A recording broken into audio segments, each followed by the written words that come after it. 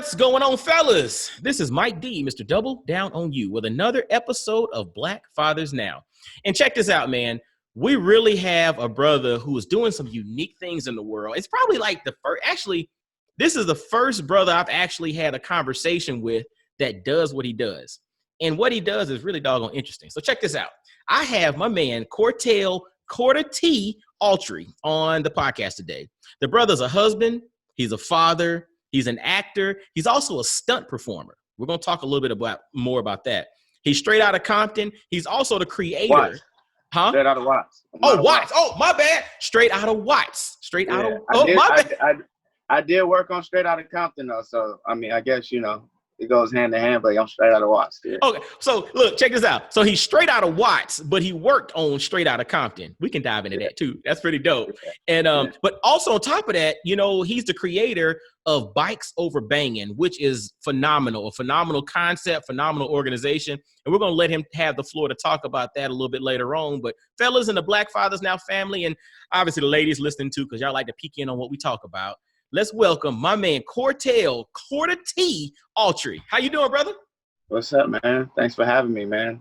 No Pleasure doubt. Yeah, man, I appreciate you, man. I appreciate you. And, got to give a shout out to Marlon Pennington, Cuzzo, for hooking us up, man, and connecting the dots on bringing you on the show, man. He's been talking about you for a while. So I'm glad we finally got the groundwork laid to make this happen.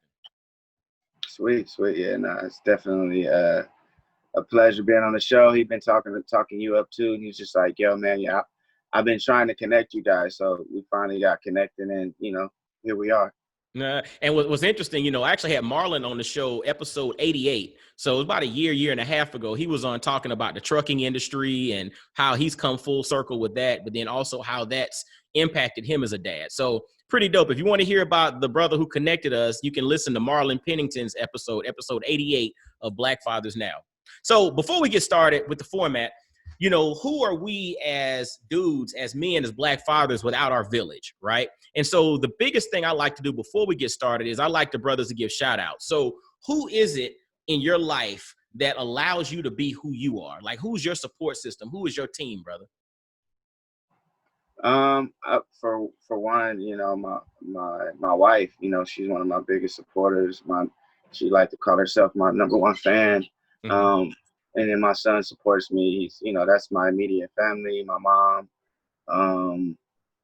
And then, I have a list of people that, help me, like my best friend, Marlon, mm-hmm. anything that I need, my best friend and my cousin, Alvin.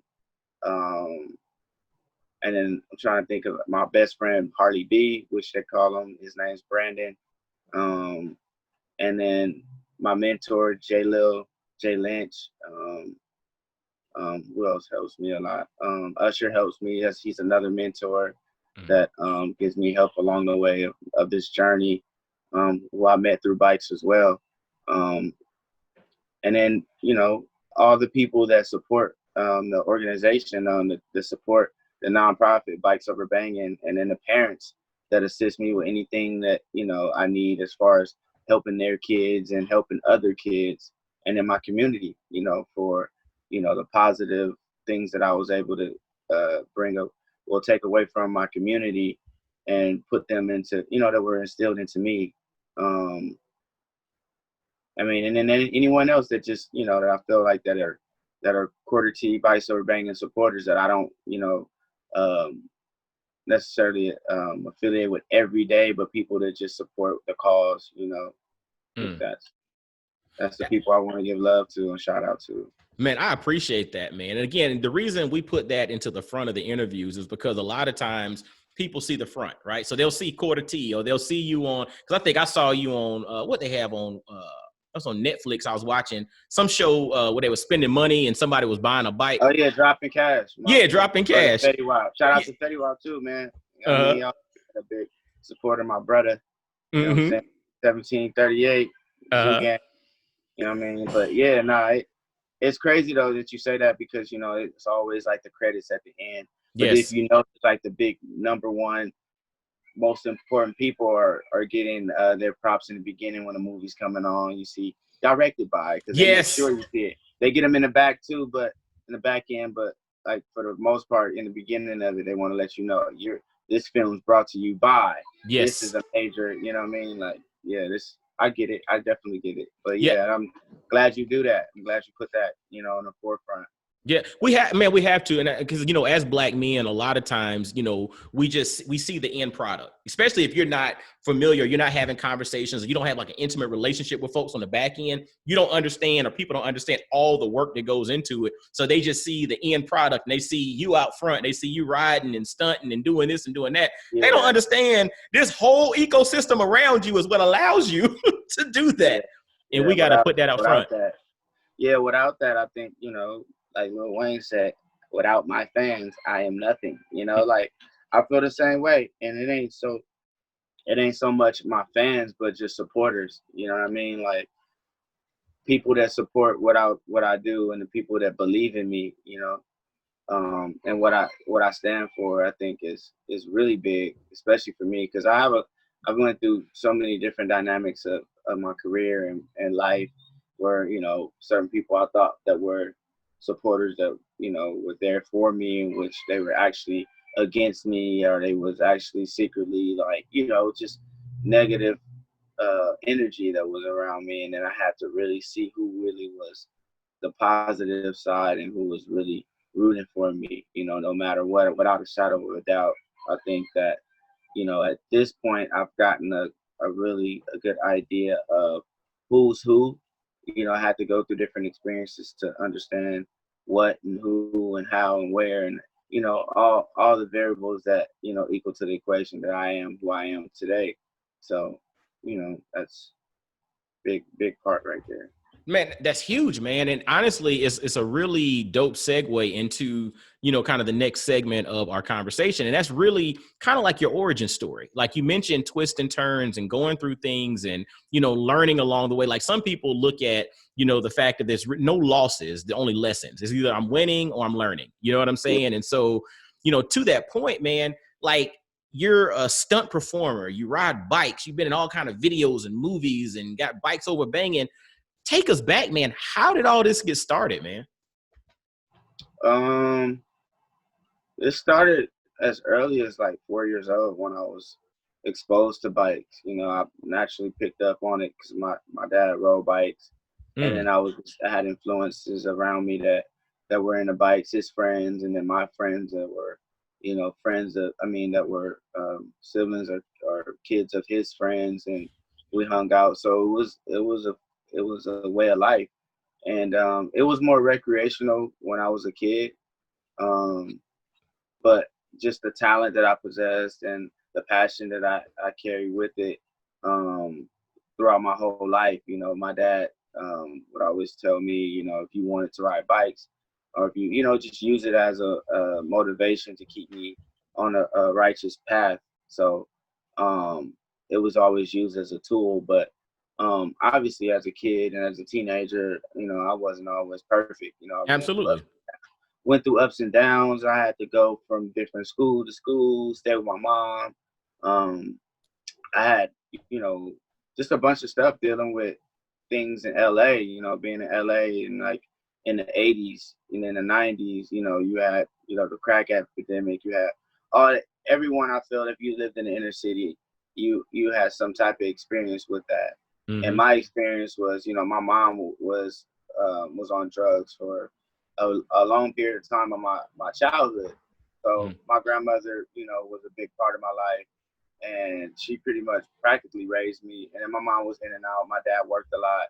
So I didn't really get as much as I would normally get, if I won't say normally, that I could have, when it comes to exposure and being able to be put in different places. So I had a real deep passion. So throughout years of riding a motorcycle, then picking up pedal bikes and living up north, I got into like BMX and jumping bikes and the whole like dirt jumping and all that stuff that you normally don't. People of color don't normally get exposed to. Absolutely. That's what I was going to say. So, and that seems like a West Coast thing too, because like I'm from Augusta, Georgia. Like I didn't know anybody who was like riding BMX and stunting stuff on bikes. I mean, that just wasn't culturally, that wasn't a thing that I grew up with. Yeah, no, it's definitely. Hold on, give me a minute. Let me check on my son real quick. Hold on. Okay. But back to like the part of being into bikes and riding like dirt jumps and stuff. I think that just the fact that I was into bikes so heavy that it wasn't about really being exposed. It was me exposing myself. Once I had the knowledge of what was happening with bikes and the culture of bikes, I naturally just looked for it. And this is before like, internet was around, but it wasn't as heavily influenced as it is now. There was like no YouTube like that. So I had to do a lot of groundwork to actually, there was a lot of magazines and stuff like that. And it seemed very distant, for me, because it wasn't as tangible as it is today. Like Absolutely. you couldn't lock in and be like, oh, Instagram, find out where events are, find out like, it was just not that hands on. So I really had to do a lot of work and a lot of, effort into it. Watching DVDs. I remember going to like Hollywood Video and like Blockbuster and all that stuff when we had to go rent stuff and just looking at all these old dirt bike films that were put out by like all the dudes now that I hang out with, which is so crazy because I look at like Terra Firmia and like Crusty Demons of Dirt. I mean, you guys, I'm giving you names. You could do research and check out those titles, but like those are like, and to be honest with you, those are all like, part of the dirt bike culture from the white standpoint of things, because it's still to this day is really not that much color besides James Stewart, Malcolm Stewart, which like you can see, I got them on my wall here in my garage. Like like these are people that they're a heavy influence because of the culture of dirt bikes, and it being expensive and not having the access to it. So it's that's how a lot of it was controlled. I don't want to say just controlled, but we weren't exposed to it a lot. Yeah. So me being young and doing the research and doing all the stuff that I had to do to get involved in it. So it was like I was deeply rooted into it, and I was passionate about it. So I would go ride and do things, and then I moved back to LA. And that was like I moved up there, I want to say junior high, like the end of junior high, like maybe 8th grade, I went up, and then I started kind of jumping into the bike scene, the BMX bike scene. And then I want to say 9th grade, I came, well, no, not like the end of, was it 10th grade? I want to say 10th grade, like the beginning of 10th grade, I believe, that I came back to LA. And when I was back in LA, I was more so back into the inner city of things. Like, bikes was still big. I had bikes in my culture, like, things that I did, but I was more influenced by what was going on in the city, hanging out with my friends, going to parties and stuff. But I never lost sight of it. I always, like, it was a regular thing for me to ride my bike, like I would still do parties and still interact with my friends, but I still had a bike. I never have not had a bike. And then my dad had a dirt bike for me, which I didn't really get to use as much because I was in the city. No, not even that. Just more so just acting up in school or acting out in school. Yeah. Kind of going through things of being a teenager. So, I wasn't able to use it as much. Sorry about these damn roosters and it's all good. My neighbors, man. I'm in LA. So it's all good, man. Which is crazy because I'm actually getting ready to move too, because it's just so much going on. And like I said, I'm out of Watts, so it's just like it's crazy where I'm at. And then I got my son, so it's just time for that transition. That's what I've been working hard to do.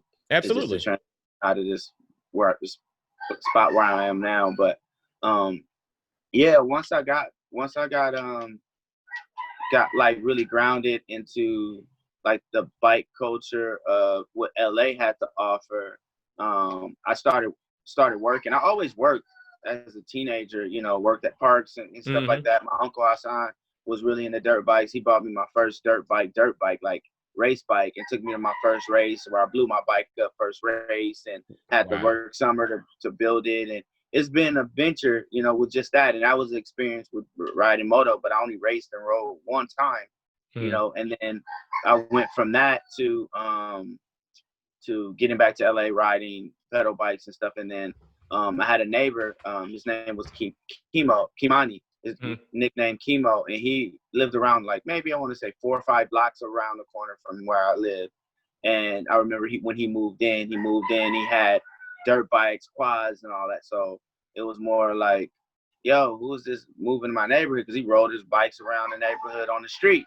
So I'm like, oh, what's this? Like, and then, you know, obviously I walked around to go figure it out and see what was up. And when I met him, he's like, oh, you know how to ride? And I think I would have been 15 or 16 or something like that.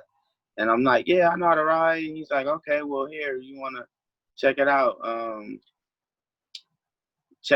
You know, get on the bike. Let me see you can ride. And I started riding. And then from there, we became good friends. I got on a bike and naturally started wheeling the bike. And, you know, I done crashed a couple times. And he didn't care. He just wanted to see me ride. He just liked to see me progress as a young kid. And then I met a lot of his friends who were, you know, deep in the LA streets with, you know, different street gangs and hustling in LA. But these were big time dudes. So they would have money and they would have toys. So I would come around and it'd be like, yo, put them on this. I got something new. You know, they want to see what it really do. You know, they want to see you ride the toy. Yeah. So they put me on these bikes and just let me, you know, have at it, which exposed me to a lot of new things that, you know, will expose me to the most current of bikes and let me get exposed to it. And that's where I got my street cred, so to speak, when it came to bikes on the street and started riding wheelies and crazy, you know, just, you know, quads and all that whole background came and got more developed through them. And then when I turned 19, my grandmother gave me a car, but then like, I want to say like a year after I started working in the car industry, because I was working at a clothing spot, and then I started working at a third party company that did car commercials. Okay. And I began to be a technician because I was already good with my hands and I already knew, you know, from building bikes and my dad teaching me a lot of stuff. So I started working. One of my which was my best friend at the time. His dad was like a account manager at this company, and they pulled me in to really just do detail work on the cars, like linking them up for commercials and stuff.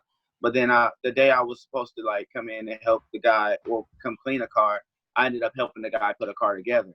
Wow. It wasn't done yet. So then he was like, yo, we need him over here on this side. So kind of bumped me up, which my friend's dad already knew that I was capable, but he just didn't want to bring me in that and tell them, this is what you're going to do. Absolutely. They wanted me to shine, so I did. And then from there, I bought my first street bike. I worked enough there. I made a good salary yearly to be like, yo, I'm 19 years old, making this amount of money, working this amount of hours. And which kind of saved me a lot of, trouble. Time of getting in trouble. Because I was working a lot and I seen a lot of my friends getting a lot of stuff. And I would still be able to go out with them here and there, but not as much. And they were still kind of, you know, figuring life out when I was already established inside of a career, you know. And as I worked in that career, I started doing commercials where I would go in and work with all these different photographers and directors and stuff on car commercials, cleaning the cars for them, prepping the cars, making sure I was a technician. So I would have to pull seats out, pull out steering wheels so they can get cameras in and out of the cars, and just working hand to hand with these people. But at the same time, I still on my off days would still be riding bikes. Still, I you know, joined a motorcycle club where me and Marlon was riding bikes in the streets and getting chased by the cops and just, you know, all kind of crazy stuff that you would be like, yo, y'all, you wouldn't even think of if you see me at work.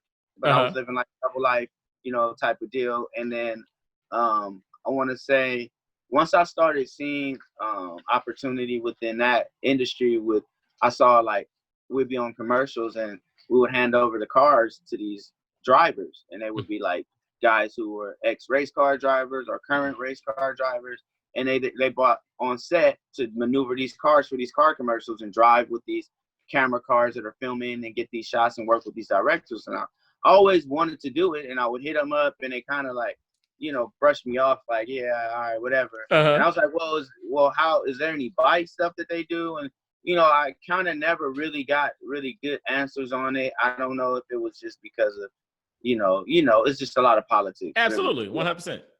To be honest, that's what it really boiled down to, was politics. And I did car prep for like, I want to say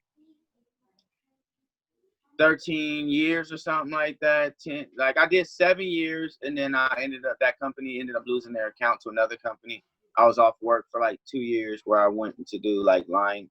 I went to the school to be a lineman, but then like right when I was gonna finish to be a lineman, the industry kicked back up, because I think it was right around the recession, because GM went under. A lot of these companies had went under, but then they ended up getting back, and then they had to sell cars again. So then they started back up, and I ended up getting a call from another guy who worked at a company just like the one I worked at. It was like, hey, I heard of you, come in for an interview. And I dropped everything at the lineman thing to go back into this industry, in hopes that, this will be it. I can get back into making more money and, the whole thing. And then when I got back in, a lot of stuff had changed. I kind of had to start all over again. And it just wasn't as lucrative as it was when I first started. And, my age being younger and not starting at that company, they kind of looked at it like, yeah, like they didn't want to give me what I was really worth at that time. So I just utilized the time to be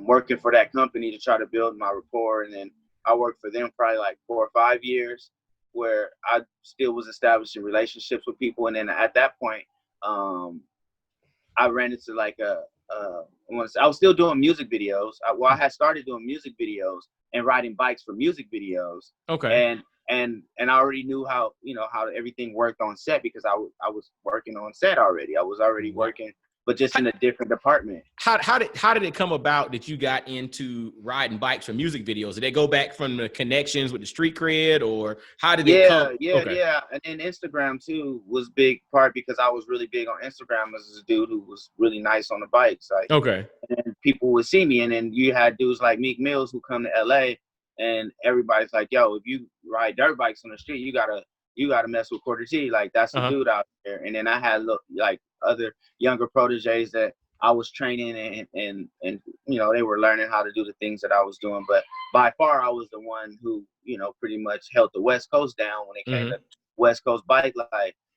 So I took that and just utilized it as, to the full potential of what I was doing. I was doing big street rides in LA, like 2013, and I was doing street rides before that, but I started hosting them really big in 2013, where I was like taking dirt bike squads through different neighborhoods, Bloods, Crips, and like just people would just stop doing what they're doing just to watch us. People who were from different neighborhoods would be riding with each other. Wow. Which created the unity. And that's like hence of the name Bikes Over Bangn. With that, the whole concept came from that, because I was putting these people who would normally be like, to like, our common enemy right now is, I hate to say, is the police, because they trying to shut us down. They don't want us riding on the street. So that's where we got to stick together. We riding in the pack no matter what. So that brought unity within the streets. That brought unity within the community. And it showed a lot of strength on what we could really do with numbers and stuff in our community.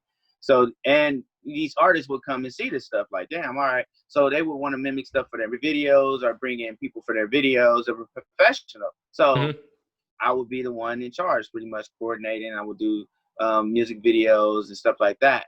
And then I want to say, like, while I was researching on how I could become an entity in the world of stunts and driving and doing and just taking it to a different level, I inquired about any people of color that did it, because I was like, right now, people of non-color are not really trying to help me. And if they are, they just like, we don't know anybody that really would hire, people of color, because all the work they get are for doubling white people. Or, absolutely. Just not to be racist about it or make no, you're race. Real. You're real. It's real. Yeah, I'm just really stating facts right now, that's really what it was, And even to this day that I run into a lot of the same people, they had nothing but respect, because they saw me grind to get where I'm at now. But I did come across a couple people that were like, yo, you should holler at this dude, Jay Lynch, you know, Jay Lynch. And I'm like, okay. And I was able to get a number on him. I called him and he was just telling me, yo, you need to get in the union. You need to do all this stuff, which was all foreign language to me at that time. And I always kept it in the back of my mind on trying to get on and get into this industry. So you said the union, are you talking about the SAG, like the Screen Actors Guild? Okay. Yeah. Cause remember, look, cause we, if you're not in LA and you're not in the acting world, when you say the union, we don't always know what that means. So you're talking about Screen Actors Guild. Okay. Yeah. Gotcha. Screen Actors, SAG after. Okay. So, he was telling me like, you need to get this and that, but all the stuff I was doing was non-union stuff, music videos and stuff like that. So the opportunity never really presented itself. And then I was working on a commercial in San Francisco, and F. Gary Gray was the director of that commercial. And I talked with him, and he's big on bikes. And then I showed him some of my street rides, and then he was like, how did you get 300 quads and dirt bikes together to ride in the street? Like, where are the police at? And I'm like, they up in the sky, they over here. Like, you stay there. We doing our thing within that. We coexist with that. And he was just like, yo, that's impressive. Like, and then he started asking me about like people that were because he rides Harley. So he was asking me about like OG Harley riders. And I'm like, I knew a lot of those dudes because of my big homies. And because I'm that dude in the street. So I would go to their clubhouses and they events that they have and go turn up in front of they parties on my dirt bike while they on Harleys. And just all knew who I was. And I would bring all these people around. So it was just like, I was notorious for the bike thing in LA.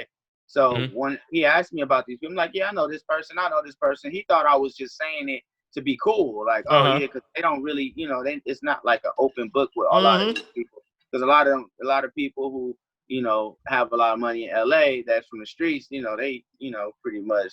They keep it undercover. They keep it undercover. So it's just like, for me to know these people and for them to have a good rapport on me, because he did his homework, like, all right, I'm going to go see if he came back to work. I want to say, like, we worked on that shoot for like 3 days. I want to say the second day he came back like, hey, man, yeah, I talked to such and such, and they was telling me all good things about you. Like, it's like, man, I'm working on this film, man. I'm being confident, blah, blah, blah, and I'm going to get you on that. Like, and I'm like, yeah, all right, for sure. We got my contact, blah, blah, blah.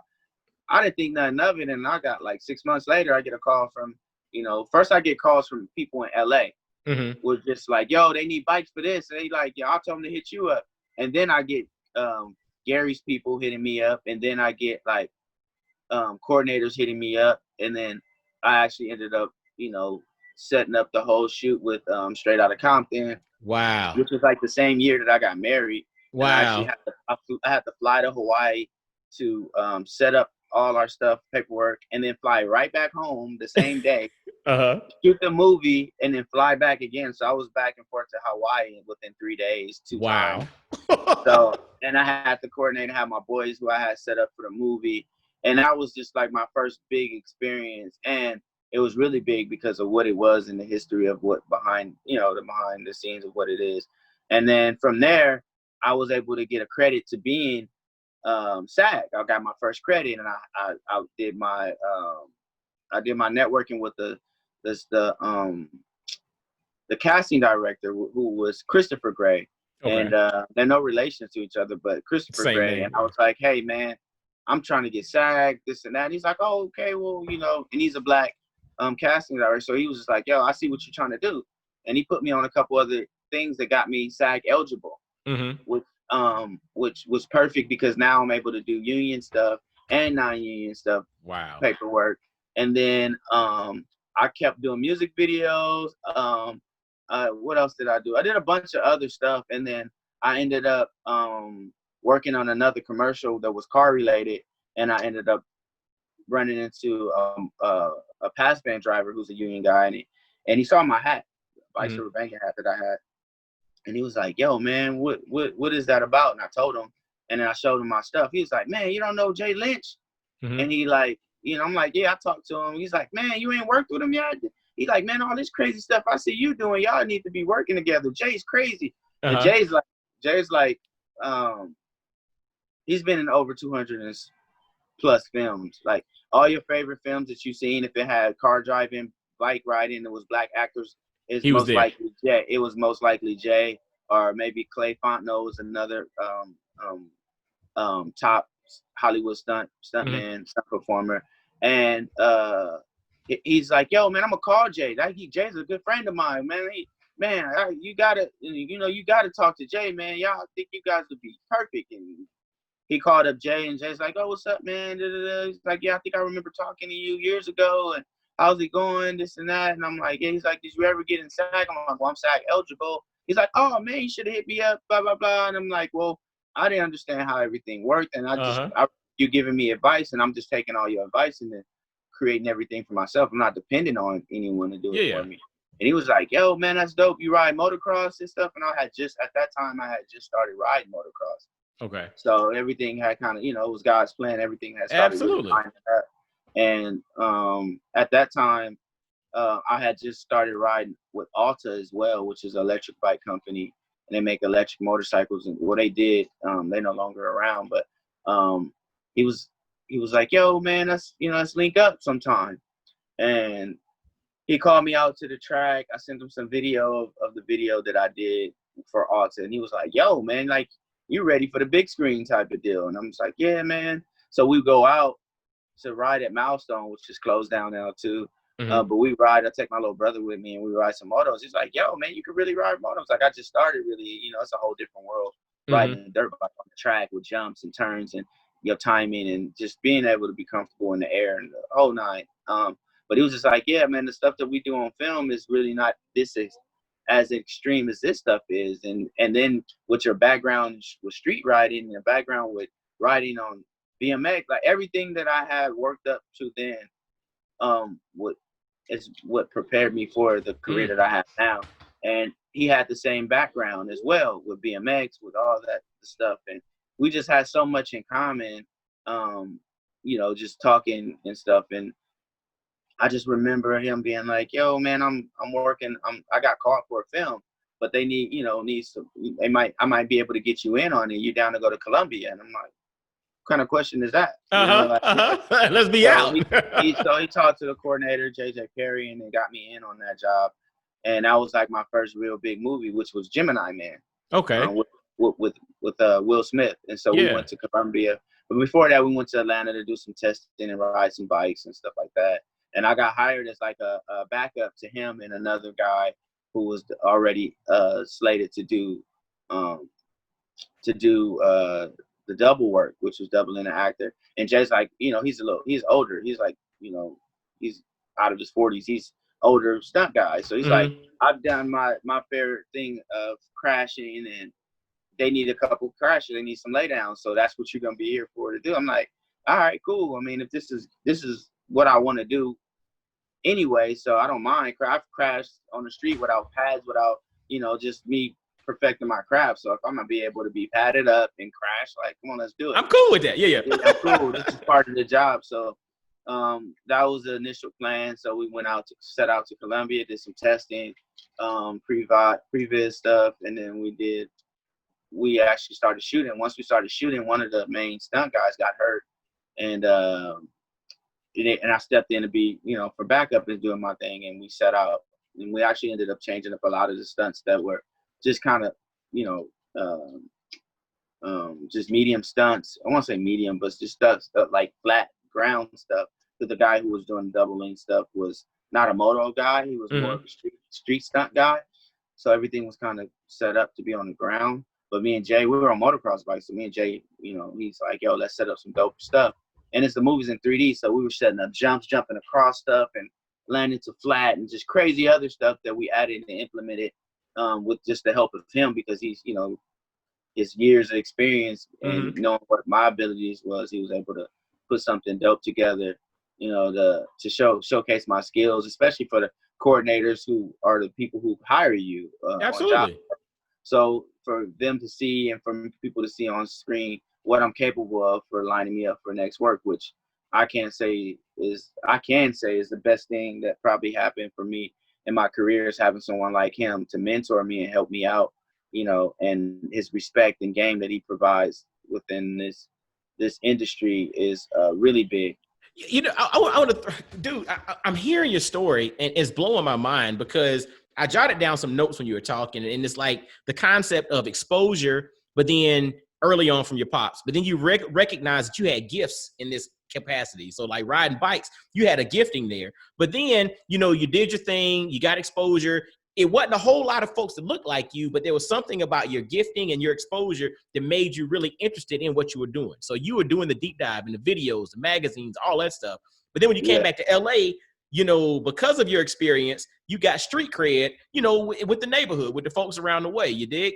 And from there, you started to get opportunities, you know, with the cars. And then that led back into this thing where you had a gifting with the bikes. And because of your experience, because of your gifting, because of the opportunity, you were able to then capitalize on the opportunity. And so like you just mentioned here on the set of as a Gemini Man, what ended up allowing you to then pull all of that stuff together was the fact that you had the experience with motocross, you had the experience with the street stuff, you had the experience riding dirt bikes, you had I utilized I utilized all that. Yeah, you know, all the different disciplines of bikes. I was able to utilize it for this industry. You know, that's where I met Will Smith and you know, just a lot of top guys that, you know, to this day still, you know, it still amazes me to see the, you know, where God has put me in the places that I was able to be. But I do see that like that same concept is what I use and utilize today. With my program is the exposure, and I, you know, pretty much what my dad did and what Jay's doing for me, I'm doing that for younger kids that are my, you know, in my community and stuff. But, you know, I'm taking these kids that, you know, were in the streets, you know, I won't say they just on the streets, but, you know, from the street. Absolutely. And I exposed them to motocross, and I still do a summer program where I put them in racing, and they race every season, and I put them on. So where they got to learn how to work on their bikes, they got to learn, pretty much they have to be Korta T. You know, they have to learn and do everything. And I was able to get some kids put onto commercials and stuff like that, to where they've gotten paychecks for riding bikes on film. And it's just amazing for me to be able to see what it is, you know, that my gift is, and to be able to pass it on, and to not look at it and be like someone's going to take my spot. And I feel like right now, you know, a lot of people in the culture of anything, they always feel like someone's going to, but I feel like what God has for me is for me. Yes. And the best thing I can do is to try to expose as many people that, you know, deserve the opportunity, so that they can win. Because who knows? I mean, I look at it like a candle effect, and people, you know, don't really look at it like that, you know, because think about it like this: it's you're a candle and you have the light, and you're lit, and you light someone else and they're lit, and you start glowing dim, or you blow out, they can come light you, and you could come. Like, that's how I look at things. I don't look at it as somebody's going to steal or take my light. You can't. That's it. You can't do that. Like, and I think after doing like Gemini Man and working in the industry, I had some more opportunities. I was able to go after I did Gemini Man. I did what's the movie? It's called Charm City Kings with Meek Mills and who else was in that movie? A bunch of other stunt riders and stuff. Hold on a second. You gonna go eat, Kortel? All right. Who else was in it? It's just a bunch of like legendary street riders. You know, shout out Willie Wayne. Like, you know, Baltimore. Like, when you think bike life, you think about dirt bike capital. Yeah, you know? Baltimore. Let me tell you, look, we went to Baltimore last summer, and we were staying in a hotel, and literally downtown, we came out the hotel. Right by the water? Yeah. We're down by the harbor. Yep. Yeah, they came out on with little H&M and all that, is it right there? Man, it was about Hard Rock and all that. They come through here. It was about 100 of them. I was able to ride with them dudes, and it was all respect, because they saw they already knew who I was, just because of the culture and who I am in LA. Like, it's a big thing for me. And they just like, nothing but respect. You need a bike, you need this, you need that. And I was there to work. But they still was like, yo, we're gonna go ride after work and this and that. which I didn't really jump into the thing because I was working and I was like, yo, I don't really want to do too much out Absolutely. here while I'm working. But the opportunity was there. And shout out to all my Baltimore City, like, and nothing but love when it comes to the bike life culture, man. And even so, before that movie, before I did Charm City Kings, Willie Wayne came here with Fetty Wap because me, Willie Wayne, Shay, which is Go Hard Boys, we worked together on training Fetty Wap on how to do his stunts and how to wheelie and how to do his thing. So I was able to have a hand in that as well. And, housing Fetty Wap's bikes and doing the show. We did the iHeart Music Awards together with Fetty Wap. And which was, damn flies, which was crazy because like that was another like first ever to ride the dirt bikes up to a award show and like him to hop out performing and I'm doing my thing on the bike. I'm on I'm on TV, the film thing was crazy, but like, being able to connect with the hip hop culture and what rap culture and combine those as well with my culture of being from the streets. And like, it's just so many things that when I look at back in the past, like anytime I'm down or I feel like, anything, any type of bad emotions or negative emotions, I think back on my accomplishments and I was like, yo, damn, like, not to toot my own horn, but you have to sometimes, like you have to like do that. And I'm like, yo, damn, I didn't get, oh, wow. Or just looking through photos and look through my timeline of pictures that I have on my phone. It's like, I forget it because I'm really a pushing person. Like, all right, I did that. It's done. I kind of move on to something else. Yep. I'm always forward moving, forward thinking type of dude. And those things right there are what put, the perspective of being who I am and continue to build this resume and build. Dude, I want to throw something because that's such an important point. And fellas, paying attention, I want y'all to hear what he dropped, man. Korta T said, yes, he's one that wants to push forward. He wants to keep it moving, but you also recognize the value of being in the moment. And it's not about, because now you don't want to be in the past, because a lot of times what we do is, man, when I was in high school, I did, man. I used to be, man. I was in. It's not about that. But it's about being in the moment, and it's about celebrating your wins, and it's okay to celebrate your wins. You know what I'm saying? Because sometimes, when I do speaking and consulting and all of that stuff, we talk about building courage and confidence, right? Courage is in spite of. Confidence is because of, right? So you have courage is pushing through something that, might be challenging. It's like, man, I'm a little nervous about this. But confidence is built upon something. So sometimes you have confidence, or your confidence is built on your accomplishments or over things that you've overcome or things that you've kind of built through. And so you have to have both of those as you desire to move forward, build, grow, and develop into, the biggest expression of who you're supposed to be, who God's called you to be. And so as you do that, we have to make room for both of those. And it's not being cocky by just sitting back and thinking like, man, I'm proud of what I've been able to do. That's a good thing. Yeah, being cocky and being prideful are two different things. Two different things. And you can distinguish the two just by character of attitude. Yes. You could tell a cocky attitude and you could tell a confident and prideful attitude. And it took a while for me to really fine tune that because I would always think, is this too much? Am I doing too much? But then I had to really just act on true emotion as well. And I think that's what really put me in a perspective. Because even in LA, man, there was so much stuff that I had to go through, with people trying to emulate and copy what I was doing, which is flattery, I have to take flattery, but also to think about people talking, oh, this person better than you. When I know for a fact they watch my videos to emulate me. Yeah. So like, okay, if they took what I gave them and they made it better or whatever, that's cool. But even when I pretty much retired from riding in the streets, like it was just like, oh man, you don't ride in the streets anymore. Like, nah, dude, like I'm opening up doors so that you don't have to ride in the streets anymore. And that's what I'm doing now. I'm opening up doors. I'm continuing to change the narrative so that we're not just looked at as some street riders, and there's still people that hold that whole thing of being like, oh man, he's selling out, or it's like you can sell whatever you sell out.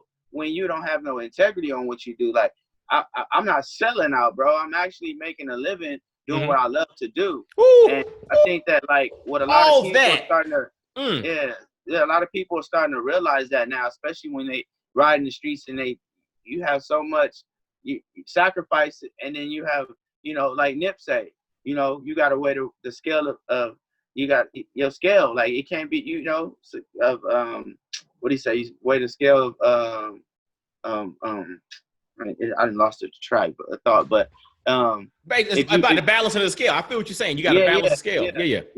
Yeah. Sacrifice, your sacrifice, and what you get.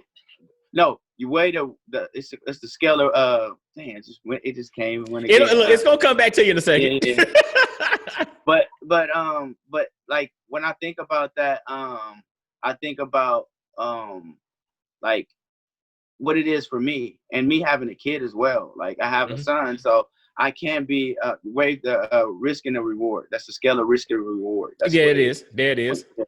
So I had to look at that and be like, oh, my risk and my reward. When I was risking so much in the streets, my reward was street credit and establishing a name for me. But once I got to a certain level, it's like I really can't get any more credit out of the streets. I'm a legend in the streets as of right now. So, why go in like when you retire from something and you try to go back and correct it or try to be bigger than, and sometimes a lot of times you end up messing up your reputation because you're trying to do more than what you should be doing. You should be graduating to the next level, and I feel like that's where I'm at now.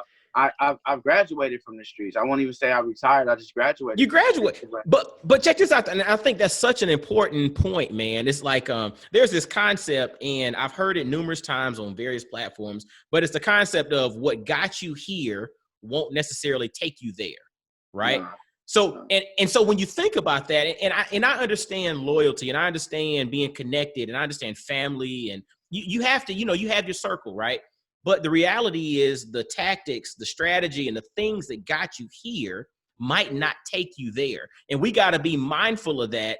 And for those that call us, quote unquote, sellouts, or say that, oh, you forgot where you came from, or you this or you that, like you don't understand the concept of I've gotten here by those tactics and strategies.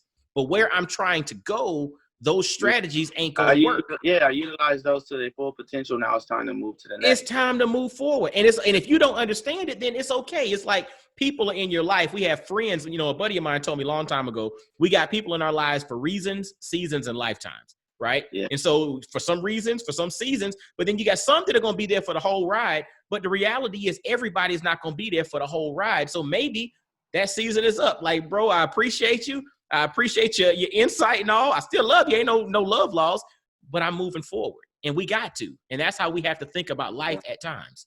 And a lot of times there's not even room for them anymore, or they don't have space because you don't do certain things anymore. And I had to go through that transitional stage. It's just called life. That's right. But, I do look at where I'm at now, and I'm just like, yo, possibilities are endless, as far as where I could be, and you can always fall off too, but I feel like where I'm at now and how I am now, I'm just going up, I'm just trying to go up and do the best and to try to take as many people that supposed to be or that deserves to be up with me. I've never really been a selfish type of person, So I was gonna say, because so speaking about that, and really kind of diving a little bit more into bikes over banging. You mentioned the concept being able to bring these street rides together and bring brothers from all different types of groups, sex, gangs, whatever, all together to do their thing, and they basically put all the differences aside, unified over bikes. That was the inspiration for bikes over banging, right? And so talk to us a little, and you mentioned that, you all are helping facilitate young folks get exposure like you got exposure back in the day, and basically having alternatives to maybe some of the not so good alternatives that are out there, but you're using bikes for that. So talk about some more of the things that you have going on with bikes over banging, and, where folks can get information about it, and, just talk to us a little bit more about that. So we have a website, bikesoverbanging.com, and it's BIKESOVER. BANGN Mhm. .com. Okay. So, and our email is the same, but just Gmail at the end. Okay. And that you could see if you go to the media section, you'll see a lot of the stuff that I was featured in on. I mean, it's still a lot of stuff that hasn't been updated because I just have so much stuff going on right now. Absolutely. Absolutely. But you can basically get the whole concept. You'll see a lot of the events that I've been able to take the kids on. You'll see some of the commercials I've done. You'll see a lot of the stuff, a lot of information on there. But most importantly, there's the option of donating because all the stuff that I do it all comes from out of, my pocket or donations. Mm-hmm. If I got donations to continue to do certain things, I will. But when I don't have that, I don't let that stop me. I put my own money into stuff and we campaign however we need to do it. But that's really what I utilize this platform for, is to do exactly what you said, is actually expose these kids. And I'm able to do what I love. Like, with these people, I'm able to share what I love to do. And, when you do something that you love to do, it's not a job, it's just, dig that.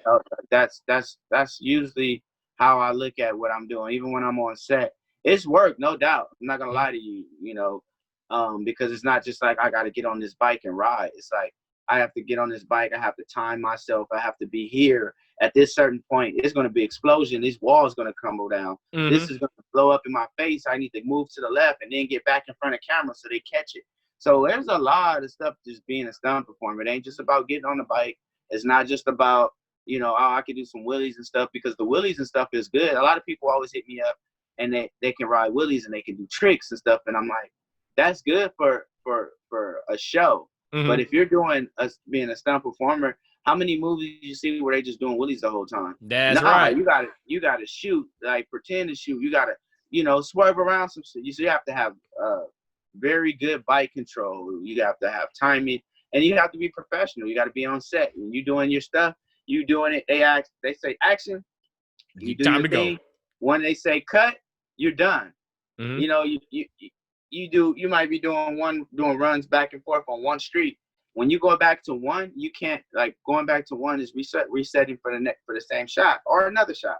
You can't go do stunts. You can't do crazy stuff. You can't go back wilding out. You can't. You get all pumped up, do this one thing, and then you gotta chill again. So it's a lot of waiting too, and you gotta think, if you do decide to do that stuff, someone can be resetting something, and somebody can be walking by with camera equipment, and you're going crazy on set, and you hit them. Like, it's just so many different things that people don't really see behind the scenes when it comes to what happens within the film industry. And me knowing that and being a part of that for 17 years, it's just like all I did was change departments. I went from car prep to stunts, and a lot of people are like amazed because they're like, where did you come from? Like, when I'm on set and how, the set etiquette, people will expect for me to be a certain way, for one, being black, two, just being a street rider, and three, just, not really understanding what and who I am. But like 80 to 90% of the time after a shoot, they're like, man, you impressed me. And it's like, because it ain't just with your skills, but just everything, the professionalism. Even I just did a shoot, this is the first shoot since the COVID thing happened. I did a shoot with the Zero, which is another electric bike company. Shout out to Sig too, my boy Sig, over in Georgia, Atlanta. He's a shooter. He shoots a lot of the bike life stuff, and he follows me. I follow him as well. And he linked me up with a photographer that needed a rider out in LA. So, and I have experience with electric bikes. So I was able to book that job and do some riding and stuff for them. But just the level that, of professionalism that I hold myself to, being on set, taking time when I get there, not just be like, all right, what we going to do? It was like, all right, cool, I'm going to take the bike. And I had my boy Harley B, who was, he's pretty much my right-hand man, and he knows the industry. He was in Straight Outta Compton with me. And he works with me all the time. Like, he's just my guy. So he came out and he's pretty much my consultant. So he came out and he consulted with everyone that was on set and pretty much bridged the gap between us, so I didn't have to get off my bike, go do this and be active. I was actually can be a rider, get out here, hey, RDB, let them know I need this. And they let him know. We're getting ready to shoot. How much time you guys need? Okay, we're running the bike. We're seeing what we can do on the bike, how capable this bike is, what the temperatures are on this bike. We just running all the dialogue with them. And it was just that level of professionalism that we bring when we work, because that's how passionate we are about it. And we did that shoot. You look to see some stuff in the next 3-4 months, I guess, of them releasing stuff. But I've worked with Harley Davidson. I've worked with Indian Motorcycle. I've worked with, Zero. I worked with Alta Motorcycles. Just on all film stuff, on the level of advertisement, which is the same thing I've been doing for years. But just I'm the rider now instead of the guy taking care of the equipment and on set. But like, it's just crazy to see from the streets. The thing would be, for me, I always say, from the streets to the screens, like to the big, because that's literally what happened with me in my career. And I think Gemini was really big for me, but when I got a call to do Bad Boys, I think that was like, that was it. That was one of the things. I was like, oh shit, we doing Bad Boys.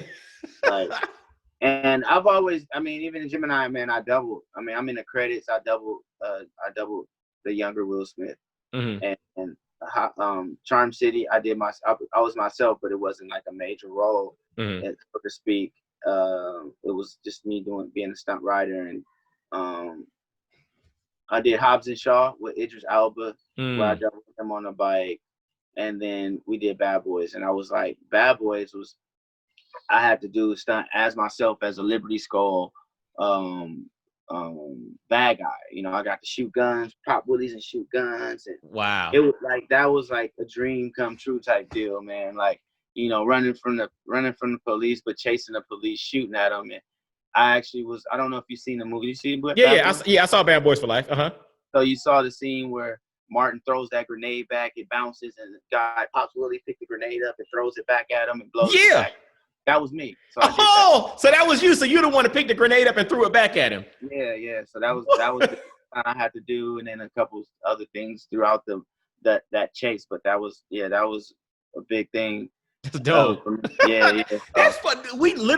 My wife and I just watched that joint probably about a month and a half, 2 months ago. We just rented it from the house, and I remember that scene vividly. That's pretty doggone dope. Yeah.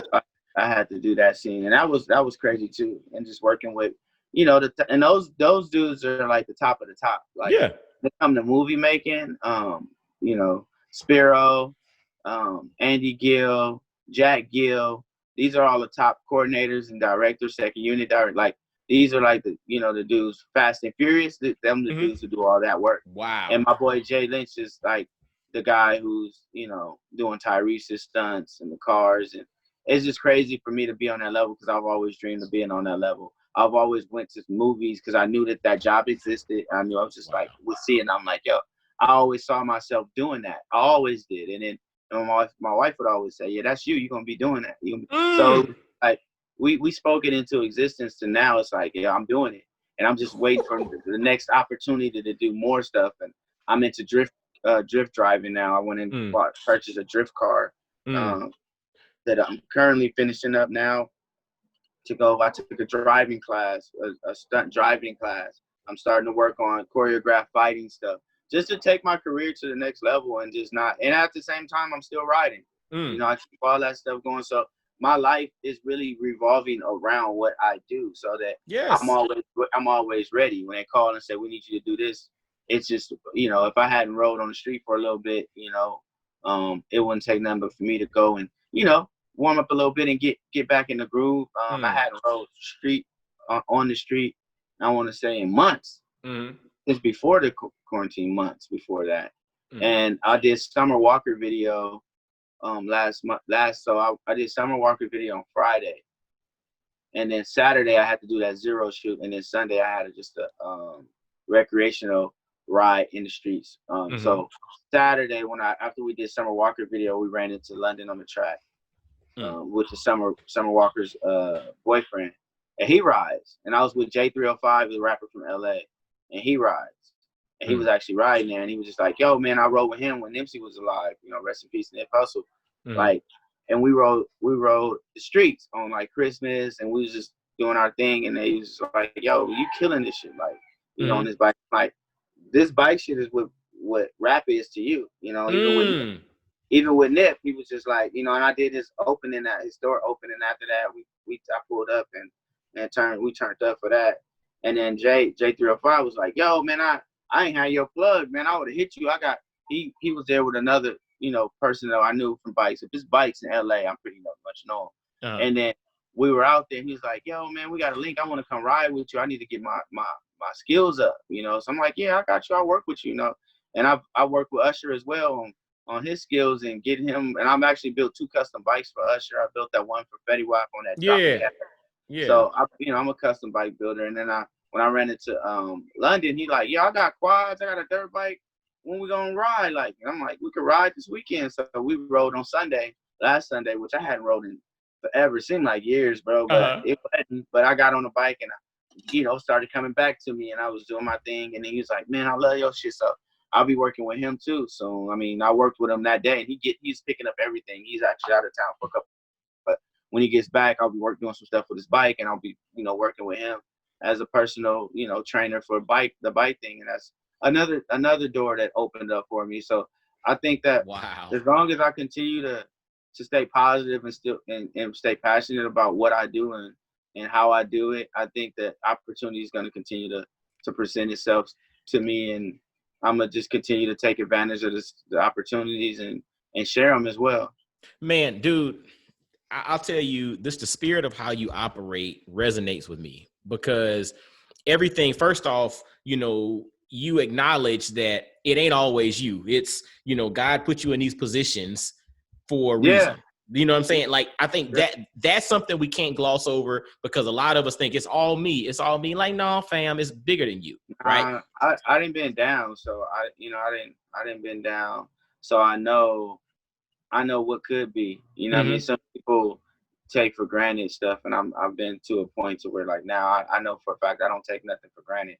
You know, I got friends that aren't here now. I've lost so many different people. So while I'm still here and I still have time to do what I do, I got to continue to do it, and I still have to reflect on it too. But I still got to continue to move forward with everything that I'm doing, and just try to pull to the full potential and still enjoy it. So but I think that's where the difficulty comes in, when you're trying to enjoy it.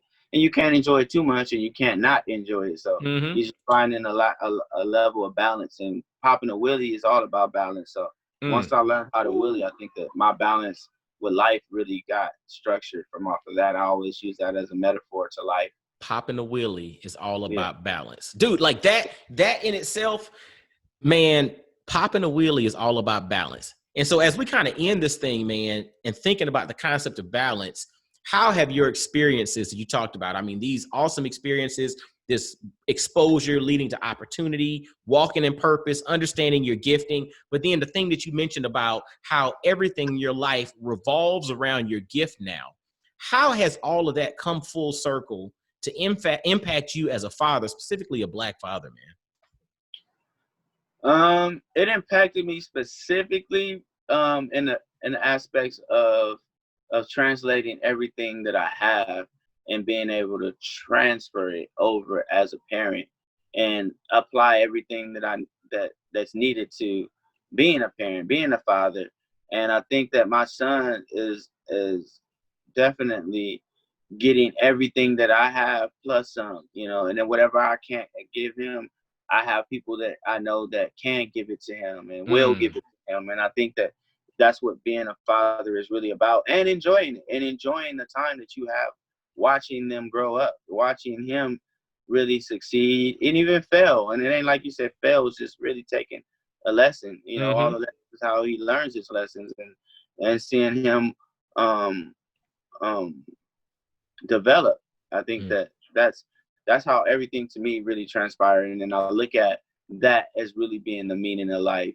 You know, everything else that I do as well is secondary, but I think that being a father is really primary. I have to be a breadwinner in order for me to be able to do a lot of the things that I'm doing. But I think that once that part is done or set, then I can actually really focus on that, and being a husband, like being a husband, and they work hand in hand. We making sure that my wife's happy and making sure that, you know, all the stuff that we've went through in this life, not taking that for granted, you know, like, and realizing the support that I have and not taking that for granted, because, you know, it's so many times, even recently, I'm like, with all this stuff, that pandemic and all this stuff, and looking at, you know, what is the industry going to look like? How am I going to eat? How am I going to make money? But just really having faith.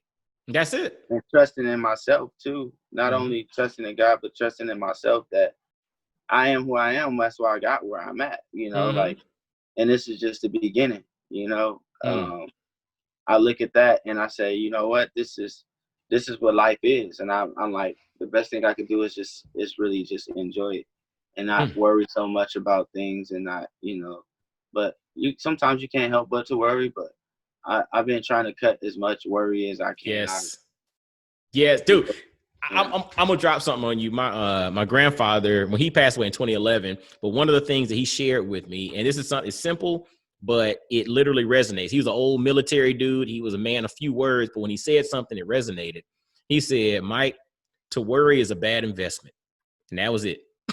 And when you stop and you think about it from an investment perspective, to worry is a bad investment. Yeah, because you're taking away from you actually getting some useful data that can really conclude to you being successful, instead of, you know, harboring or sitting and you know, still on something that you can't change. Come on. You can't change it, but whatever you can change, just work for that. Put that same energy towards it. And I think that's what I do. I try to put as much energy towards things that I can do, and as opposed to things that I can't do, or that I have no control over. So, dude, control the controllables, and then let go and let God handle the rest. And that's how we rock and roll, brother. And so, well, man, dude, I'm going to tell you, this was a fascinating conversation. And fellas, I hope you caught all the gems that Korta T dropped, man. Like the concept of the importance of exposure, walking in purpose, walking in gratitude, you know, building your life around who you authentically are. And if you walk in your purpose, you know, it's stated that your gifts will make room for you. And he's a prime example of his gifts truly making room for him, as long as you're willing to walk in that purpose. So, brother, I appreciate you for taking time to share with the Black Fathers Now family. We'll make sure in the show notes, we'll have bikesoverbangn.com. Is there any other thing that you like to put out there? Contact information, the best way for if folks want to follow you, what's the best way to do so, brother? We are on IG. I'm on IG. I'm Instagram. It's at Korta MFNT. So KORTA M as in Mary, F as in Frank, N as in Nancy, T as in Tom. Okay. So that's my Instagram handle, and then we have a Bikes Over Bangn, which is Bikes Over Bangn. It's at Bikes Over Bangn. So you know, a lot of people always put Bangn, or it's just BANGN. So no I. No I. Gotcha. And I'll make sure to have that in the show notes. So fellas, make sure if you're on IG, reach out to Korta at Korta MFNT, or at Bikes Over Bangn on IG. The links will be in the show notes, as well as visit bikesoverbangn.com. And literally, man, check out what he's got going on. Donate to the cause. Support this, man. This brother, straight out of Watts, but he was also straight out of Compton. Make sure to support this brother, man, because he's really changing the world and opening up doors and creating exposures for the young brothers and sisters to have a way out and to see things from a different angle. And so we got to support brothers doing the right thing. So make sure to reach out to him and do so. And man, I salute you, man. You continue doing what you're doing, brother, because you're making waves and you're changing the world, brother.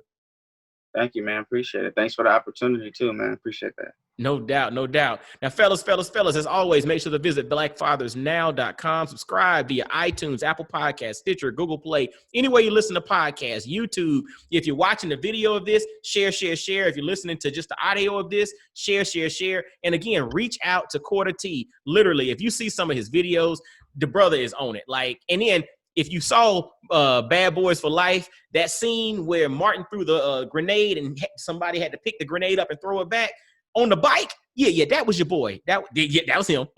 That was Korta T, man. Like literally, man, the brothers changing the world. And we got to continue to uplift and support brothers doing that, because that's how we are going to change the narrative and change the game. So, hey, until next time, fellas, y'all be blessed, well, and wise. And I'll holler at you. Peace.